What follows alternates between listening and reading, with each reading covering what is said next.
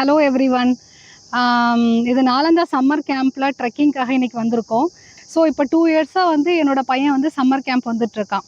அது எப்படி இருக்குன்னா, இப்ப அந்த சம்மர் டைம்ல வந்து அவனோட ஃப்ரெண்ட்ஸ வந்து மிஸ் பண்ணாம மறுபடியும் அவன் வந்து என்ஜாய் பண்றதுக்கான ஒரு டைமாவும் இருக்கு.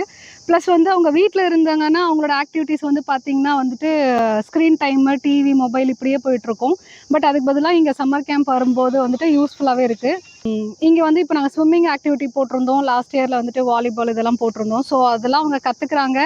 அதுக்கப்புறம் வந்து ஆட் ஆன் இது வந்து என்ன அப்படின்னா, டிரான்ஸ்போர்ட்டேஷனோட சேர்த்து இப்ப இவங்க வந்து ஸ்நாக்ஸ் எல்லாமே வந்து ப்ரொவைட் பண்ணிடுறாங்க.